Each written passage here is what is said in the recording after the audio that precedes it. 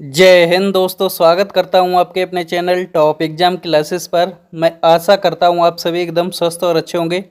दोस्तों, मैं UP police के एग्ज़ाम के लिए हिंदी साहित्य के कुछ इम्पोर्टेंट क्वेश्चन लेकर के आया हूं। दोस्तों, अगर आपने ये सारी क्लासें देख ली तो आपके 6 या 7 नंबर, कितने 6 या 7 नंबर तो इन क्लासों से बढ़ ही जाएंगे। दोस्तों, इन सभी क्लासों में वही क्वेश्चन रखे जाएंगे जो आपके किसी न किसी एग्जाम में बहुत बार पूछे जा चुके हैं। दोस्तों, अगर आप चैनल पर नए हैं तो चैनल को सब्सक्राइब करके बेल आइकन को ऑन कर लें। तो चलिए देखते हैं पहला क्वेश्चन है, राजस्थानी भाषा का उद्भव अपभ्रंश के किस क्षेत्रीय रूप से हुआ है? तो राजस्थानी भाषा की उत्पत्ति सौर सैनी अपभ्रंश से मानी जाती है। किससे मानी जाती है? सौर सैनी अपभ्रंश से। और अपभ्रंश के मुख्यतः 3 रूप नांगर, ब्राचड़ और उपनांगर माने जाते हैं। तो इसका ऑप्शन नंबर सी सही हो जाएगा, ब्राचड़ अपभ्रंश से। नेक्स्ट क्वेश्चन है, राजभाषा आयोग के प्रथम अध्यक्ष कौन थे? तो भारत के राष्ट्रपति ने संविधान के अनुच्छेद कितने 344 प्रथम में प्रदत्त शक्तियों का प्रयोग करते हुए 7 जून 1955 को वीजी खैर की अध्यक्षता में निम्नांकित मुख्य विषयों पर सिफारिशें करने के लिए राजभाषा आयोग का गठन किया। तो इसका ऑप्शन नंबर सी सही हो जाएगा। नेक्स्ट क्वेश्चन है, निम्नलिखित में से कौन सी बोली पश्चिमी हिंदी की नहीं है? तो पश्चिमी हिंदी के अंतर्गत 5 बोलियां आती हैं, खड़ी बोली, हरियाणवी, ब्रजभाषा, कन्नौजी और कौन सी, बुंदेली। तो इसका ऑप्शन नंबर क्या सही हो जाएगा? ऑप्शन सी सही हो जाएगा।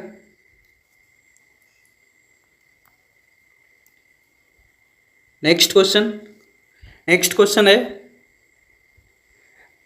निम्नलिखित में से कौन सा क्षेत्र खड़ी बोली का नहीं है? सहारनपुर, मुरादाबाद, बरेली या उपयुक्त में से एक से अधिक या उपयुक्त में से कोई नहीं।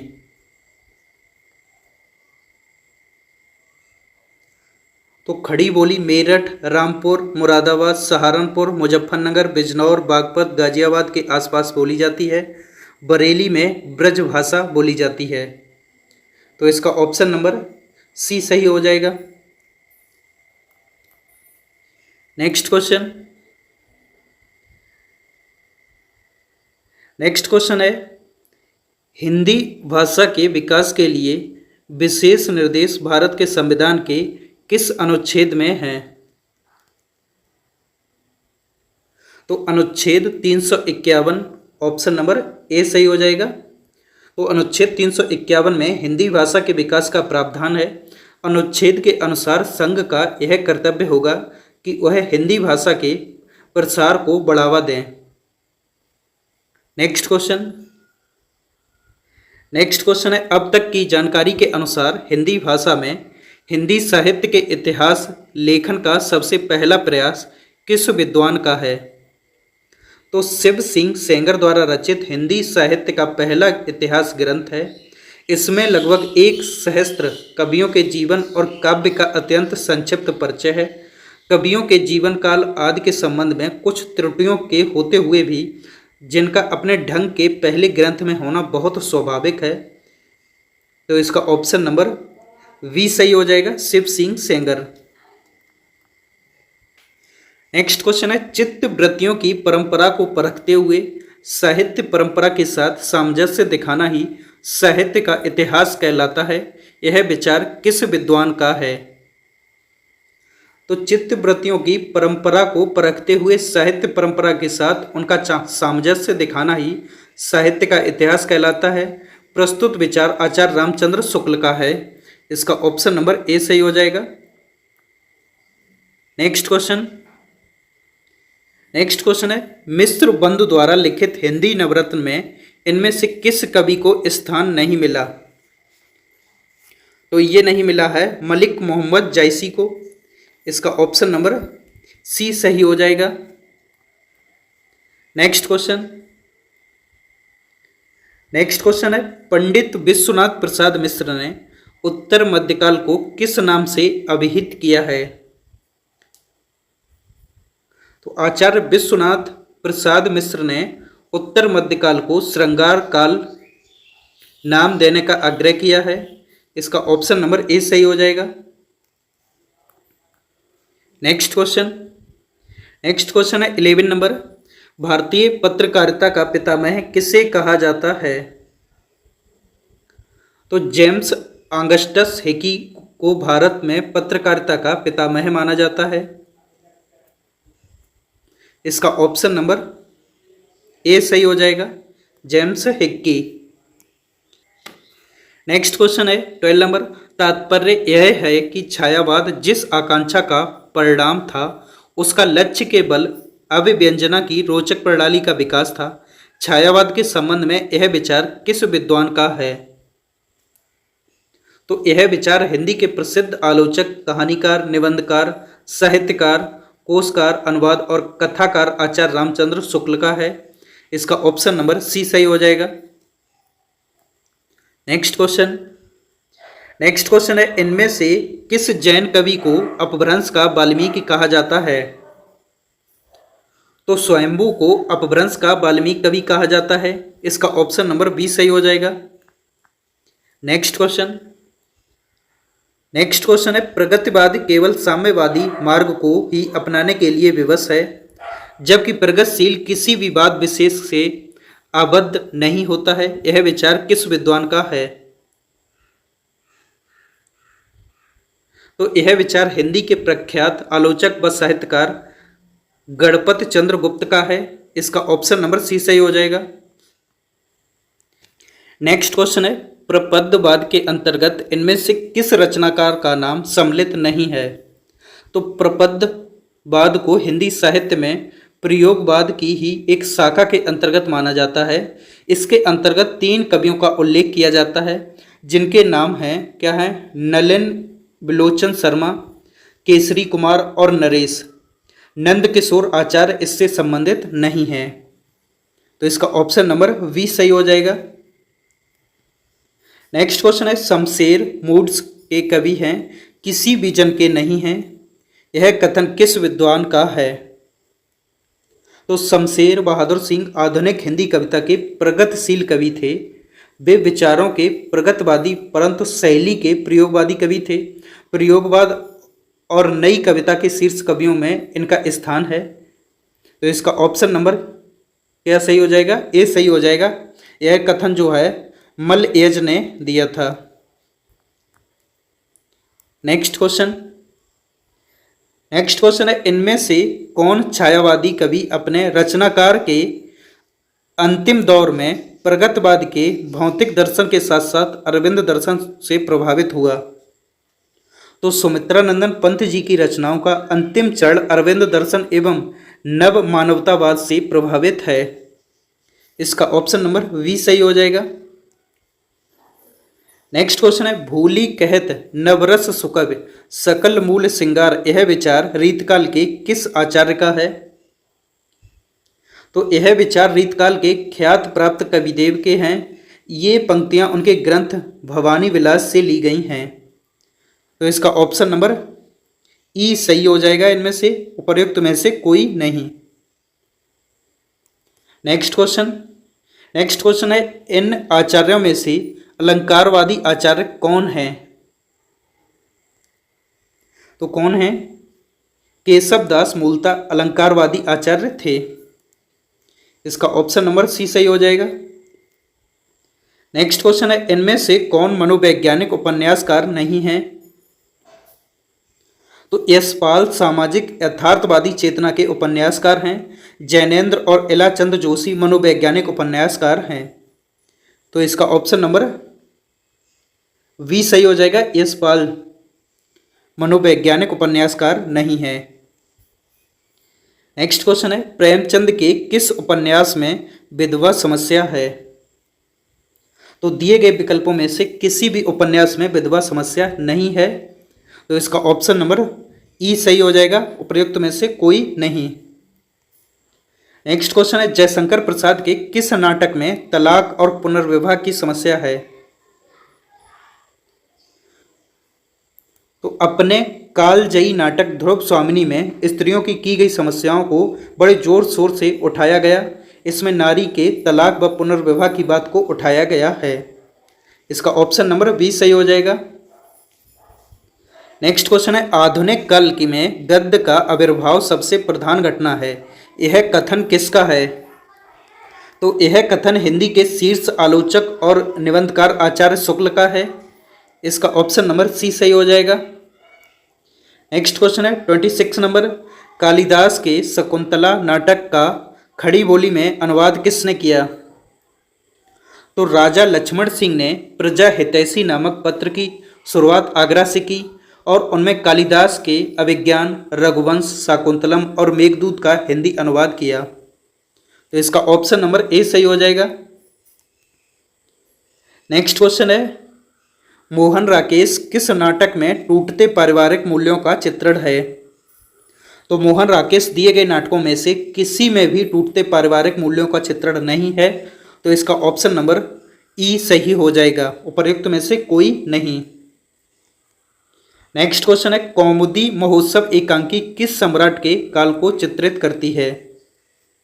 तो डॉक्टर राम कुमार वर्मा द्वारा लिखित हिंदी एकांकी कौमुदी महोत्सव सम्राट चंद्रगुप्त के काल को चित्रित करती है। इसका ऑप्शन नंबर सी सही हो जाएगा। नेक्स्ट क्वेश्चन 29 नंबर क्वेश्चन है इनमें से कौन प्रगतवादी परंपरा का कहानीकार नहीं है? तो हिंदी के प्रसिद्ध मनोवैज्ञानिक उपन्यासकार और कहानीकार इलाचंद जोशी प्रगतवादी परंपरा के कहानीकार नहीं थे। इसका ऑप्शन नंबर ए सही हो जाएगा। नेक्स्ट क्वेश्चन है जिंदगी और गुलाब के फूल यह प्रसिद्ध कहानी संकलन किसका है? तो जिंदगी और गुलाब के फूल की लेखिका उषा प्रियबंदा हैं।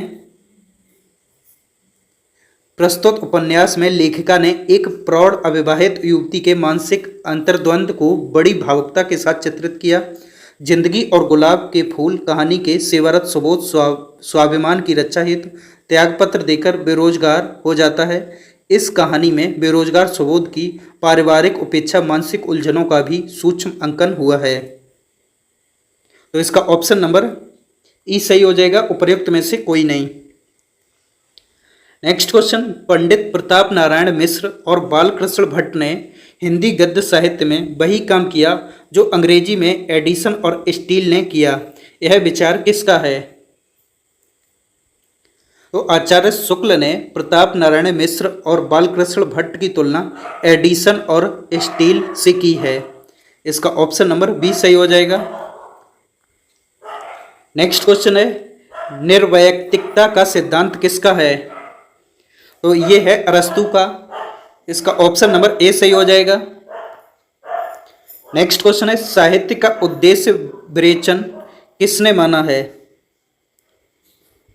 तो विवेचन सिद्धांत द्वारा अरस्तु ने प्रतिपादित किया कि कला और साहित्य द्वारा हमारे दूषित मनोविकारों का उचित रूप से विवेचन हो जाता है। सफल त्राससी विवेचन द्वारा करुणा और त्रास के भावों को उद्भुत करती है। इसका ऑप्शन नंबर ए सही हो जाएगा। नेक्स्ट क्वेश्चन है भरत मुनि ने रस सूत्र की अनुमतिवाद पर आश्रित व्याख्या किस आचार्य की है? तो ये किसकी है? शंकुक ने की थी, शंकुक। तो इसका ऑप्शन नंबर ई सही हो जाएगा, इनमें से कोई नहीं। नेक्स्ट क्वेश्चन है संस्कृत के किस आचार्य ने विशेषो गुणात्मा सूत्र के आधार पर रीत और गुण में अभेद माना है? तो ये किसने माना है? आचार्य वामन ने। तो इसका ऑप्शन नंबर ई सही हो जाएगा, उपर्युक्त में से कोई नहीं। नेक्स्ट क्वेश्चन है डॉक्टर नामवर सिंह को उनकी किस आलोचना कृत पर साहित्य अकादमी पुरस्कार मिला है? तो ये मिला है कविता के नए प्रतिमान पर। इसका ऑप्शन नंबर सी सही हो जाएगा। नेक्स्ट क्वेश्चन है क्रोचे के अभिव्यंजनावाद को वक्रोक्ति सिद्धांत का विलायती संस्करण किसने कहा है? तो ये किसने कहा है? आचार्य शुक्ल ने सबसे पहले कहा है। तो इसका ऑप्शन नंबर ई सही हो जाएगा, उपयुक्त में से कोई नहीं।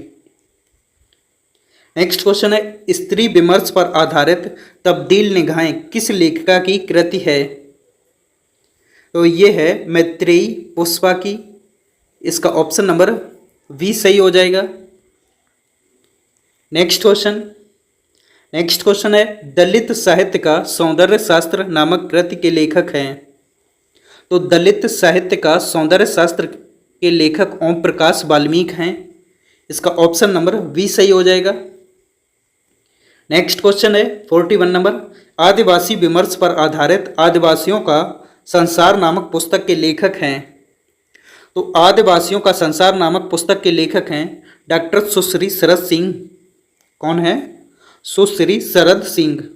तो इसका ऑप्शन नंबर ई सही हो जाएगा, उपयुक्त में से कोई नहीं। नेक्स्ट क्वेश्चन है, संदेश यहाँ मैं नहीं स्वर्ग का लाया, इस भूतल को ही स्वर्ग अपनाने आया। उपर्युक्त पंक्तियों के रचयिता हैं। तो इन पंक्तियों के रचयिता कौन है? मैथिली शरण गुप्त हैं। तो इसका ऑप्शन नंबर ई सही हो जाएगा, उपयुक्त में से कोई नहीं। नेक्स्ट क्वेश्चन है, रामधारी सिंह दिनकर को उनकी किस कृति पर भारतीय ज्ञानपीठ पुरस्कार प्राप्त हुआ है? तो रामधारी सिंह दिनकर को उनकी कृत उर्वशी के लिए ज्ञानपीठ पुरस्कार, किसके लिए? उर्वशी के लिए ज्ञानपीठ पुरस्कार 1972 में प्रदान किया गया। तो इसका ऑप्शन नंबर सी सही हो जाएगा। नेक्स्ट क्वेश्चन है, निम्नलिखित में से कौन सा रासो ग्रंथ छंदों का अजायब घर कहलाता है? तो पृथ्वीराज रासो ने 68 प्रकार से अधिक छंद देखने को मिलते हैं। इसे आदिकाल में रचित छंदों का अजायब घर कहा जाता है। इसका ऑप्शन नंबर बी सही हो जाएगा। नेक्स्ट क्वेश्चन है, कबीर उलटवासियों के विशेषज्ञ माने जाते हैं। इससे पहले उलटवासियां किस साहित्य में प्राप्त होती हैं? तो इसका ऑप्शन नंबर सी सही हो जाएगा, सिद्ध साहित्य में। नेक्स्ट क्वेश्चन है, मैथिली शरण गुप्त को राष्ट्रकवि की उपाधि किसने दी? तो मैथिली शरण गुप्त को साहित्य जगत में दद्दा नामक से संबोधित किया जाता था। उनकी कृत भारत के स्वतंत्रता संग्राम के दौरान काफ़ी प्रभावशाली सिद्ध हुई थी और इसी कारण महात्मा गांधी ने उन्हें राष्ट्रकवि की पदवी भी दे दी थी। तो इसका ऑप्शन नंबर ए सही हो जाएगा, महात्मा गांधी ने। नेक्स्ट क्वेश्चन है, कमलेश्वर द्वारा रचित कहानी नहीं है। तो एक और जिंदगी के कहानीकार मोहन राकेश हैं। तो ये जो है कमलेश्वर द्वारा रचित कहानी नहीं है। नेक्स्ट क्वेश्चन है, चंद्रगुप्त नाटक में दृश्यों की संख्या है। तो क्या है? चंद्रगुप्त नाटक की रचना जयशंकर प्रसाद ने की थी। इनमें कुल 4 अंक और 44 दृश्य हैं। कितने हैं दृश्य हैं? 44 हैं। और कितने? 4 अंक हैं। नेक्स्ट क्वेश्चन है, शेखर एक जीवनी उपन्यास के नायक के चरित्र की प्रमुख विशेषता है। तो शेखर एक जीवनी उपन्यास का नायक आक्रामक प्रवृत्ति वाला है, लीक से हटकर सोचने वाला व विद्रोही प्रवृत्ति का है। तो इसका ऑप्शन नंबर ई सही हो जाएगा, उपयुक्त में से कोई नहीं। नेक्स्ट क्वेश्चन है, महामाया हजारी प्रसाद द्विवेदी के किस उपन्यास की पात्र है? तो महामाया हिंदी के महान साहित्यकार हजारी प्रसाद द्विवेदी के प्रसिद्ध उपन्यास बाण भट्ट की आत्मकथा का पात्र है। इसका ऑप्शन नंबर सी सही हो जाएगा। नेक्स्ट क्वेश्चन है, गैंग्रीन कहानी के लेखक हैं। तो गैंग्रीन कहानी के लेखक अज्ञेय हैं। यह प्रेमचंद के बाद की श्रेष्ठ हिंदी कहानियों में परिगणित होती है। तो इसका ऑप्शन नंबर ई सही हो जाएगा। नेक्स्ट क्वेश्चन है, बहुत कम कहानी लिखकर भी सर्वाधिक लोकप्रियता प्राप्त कहानीकार इनमें से कौन है? तो ये है चंद्रधर शर्मा गुलेरी। इसका ऑप्शन नंबर बी सही हो जाएगा। नेक्स्ट क्वेश्चन है, अमृतलाल नागर का कौन सा उपन्यास महाकवि सूरदास पर आधारित है? तो ये है खंजन नैन। इसका ऑप्शन नंबर बी सही हो जाएगा। नेक्स्ट क्वेश्चन है, जिसे संसार दुख कहता है वही कवि के लिए सुख है। धन और ऐश्वर्य, रूप और बल, विद्या और बुद्धि, ये विभूतियां चाहे संसार को कितना ही मोहित कर लें, कवि के लिए जहां जरा भी आकर्षण नहीं है। यह कथन गोदान के किस पात्र का है? तो यह कथन गोदान के मेहता पात्र से है। इसका ऑप्शन नंबर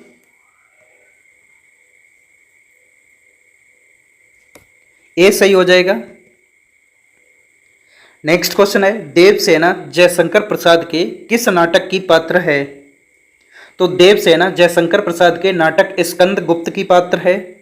इसका ऑप्शन नंबर सी सही हो जाएगा। नेक्स्ट क्वेश्चन है, लघु मानव की महत्ता को किसने प्रतिपादित किया? तो लघु मानव की महत्ता को विजय देव नारायण ने प्रतिपादित किया। इसका ऑप्शन नंबर बी सही हो जाएगा। नेक्स्ट क्वेश्चन, इनमें से किस लेखक के निबंध ललित निबंध विद्या के प्रस्थान बिंदु बने? तो आचार्य हजारी प्रसाद द्विवेदी के निबंध ललित निबंध विद्या के प्रस्थान बिंदु बने। आचार्य हजारी प्रसाद द्विवेदी इस निबंध विद्या को पुरोधा पुरुष हैं। तो इसका ऑप्शन नंबर बी सही हो जाएगा। नेक्स्ट क्वेश्चन है, एक आंख से देखना मुहावरे का अर्थ है? तो एक आंख से देखना मुहावरे का अर्थ है बराबर मानना। इसका ऑप्शन नंबर ए सही हो जाएगा। नेक्स्ट क्वेश्चन है, किस शब्द में दीर्घ स्वर संधि नहीं है? तो इनमें से किस शब्द में दीर्घ स्वर संधि नहीं है? तो ये महोत्सव में दीर्घ स्वर संधि नहीं है। इसका ऑप्शन नंबर बी सही हो जाएगा। नेक्स्ट क्वेश्चन 69 नंबर है, मैंने रमेश को मारा था वाक्य में भूतकाल का कौन सा भेद है? तो क्रिया के जिस रूप में यह ज्ञात हो कि कार्य पहले ही पूरा हो चुका है उसे पूर्ण भूतकाल कहते हैं। इसका ऑप्शन नंबर बी सही हो जाएगा। नेक्स्ट क्वेश्चन, मनोज पुस्तक पढ़ता है वाक्य में वाच्य है। तो मनोज पुस्तक पढ़ता है वाक्य में कर्तवाच्य है। इसका ऑप्शन नंबर बी सही हो जाएगा। नेक्स्ट क्वेश्चन है, द्वंद्व समास का उदाहरण है। तो द्वंद्व समास का कौन सा उदाहरण है? भूखा प्यासा। ऑप्शन नंबर बी सही हो जाएगा। नेक्स्ट क्वेश्चन है, इनमें से शुद्ध वर्तनी कौन सी है? तो इनमें से शुद्ध वर्तनी कौन सी है? पैतृक शब्द शुद्ध है इनमें से। ऑप्शन नंबर सी सही हो जाएगा।